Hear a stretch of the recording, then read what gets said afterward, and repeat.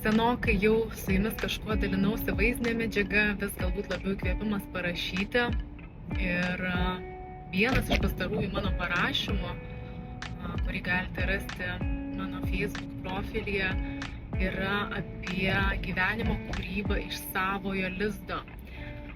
Ir ten šiek tiek plačiau išsiplėčiau apie tai, kas man pačiai yra tas lizdas, kodėl norisi jį taip pavadinti. Ir lizdas tai yra būtent ta būsena, kurioje mes jaučiamės savimi, kurioje mes jaučiamės būdami savimi visokie jaukiai, kaip namuose.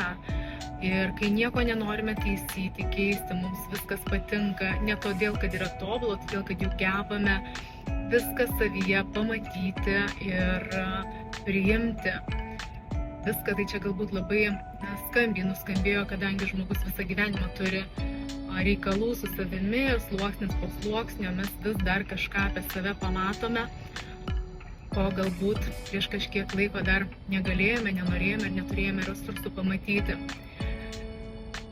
Taigi ta būsena, kai jau mes galime pripažinti, kokie mes esame tiek ir teigiamuose savo akyse savybėse, tiek ir neigiamuose savybėse, kurias lygiai taip pat gebame priimti ir galbūt netgi išnaudoti mūsų gyvenime.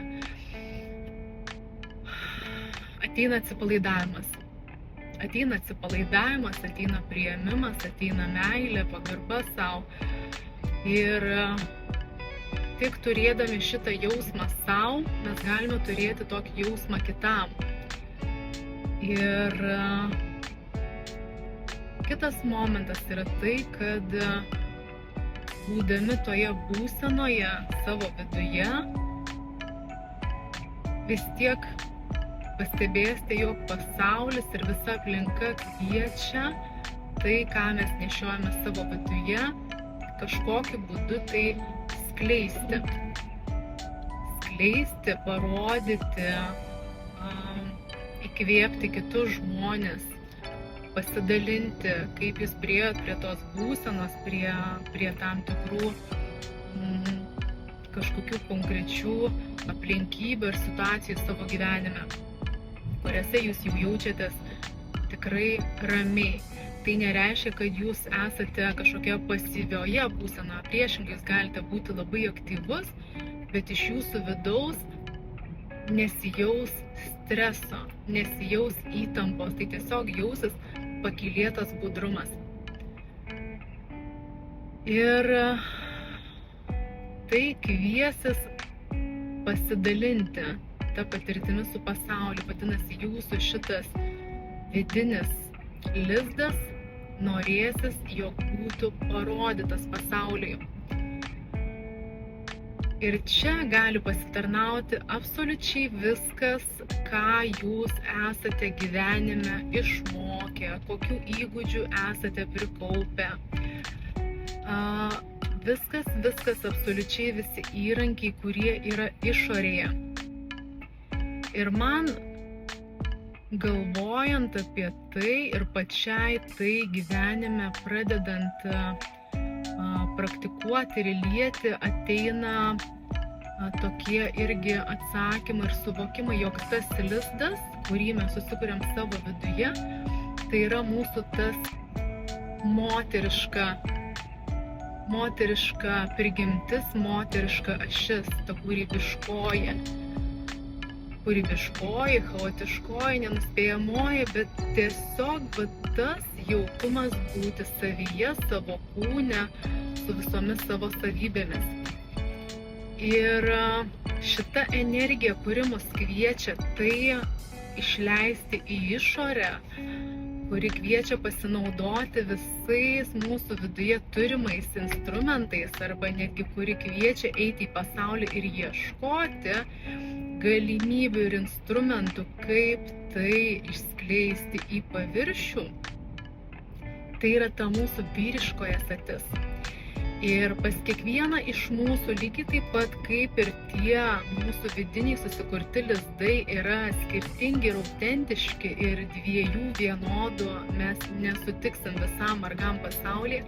Lygiai taip pat ir mūsų vyriška esatis kiekvieno yra labai autentiška ir savita. Todėl tikrai kviečiu nuoširdžiai pasižiūrėti ne tik į tą, ką mes nešame savo viduje, kokią savo esate autentišką ir kame mes esame ramūs ir priėmę save, bet lygiai taip pat kviečiu atpažinti ir kokiais būdais mes norime, mėgstame save skleisti ir rodyti, koks tempas visos šitos klaidos mums yra priimtinas, ar mes esame greiti, ar mes esame priešingai, mes esame nuoseklūs ir lėti, ar vėlgi mes labai norime tai daryti savarankiškai, ar mes esame linkę telktis į pagalbą kitus žmonės. Taigi tiek vyriška mūsų šita energija, tai yra tai, kaip mes iš vidaus einame į išorę, tiek ir mūsų moteriška vidinė energija, kurią aš dar sakau, esu užvadinusi lizdu, yra kiekvienam autentiškos ir skirtingos. Ir tai per gyvenime einant gali vėlgi nebūti pastovu, tai gali kisti. Vėlgi ir tas jūsų vidinis lizdas, jis gali plėstis, galite pamatyti dar daugiau savo savybių, talentų, duotybių. Ir jūsų vyriška energija, tai yra tai, kaip jūs savo vidų išleidžiate į pasaulį, gali keistis, galbūt iš pradžių būsite lėtesni, po to pajausite, kad turite jau pakankamai resursų daryti greitesnius sprendimus, daryti greitesnius pokyčius, daryti didesnį augimą, galbūt ateisite iki taško, kai būsite jau pasiruošę perlipti kažkokią savo komforto zoną ir reikės šiek tiek drąsesnio žingsnio, kuris pareikalaus didesnio tiek ir psichologinio resurso, tiek ir fizinio. Tai viskas yra absoliučiai jumyse ir dabartiniu momentu ir viskas absoliučiai yra jūsų pačių rankose augimui ir skleidimuisi.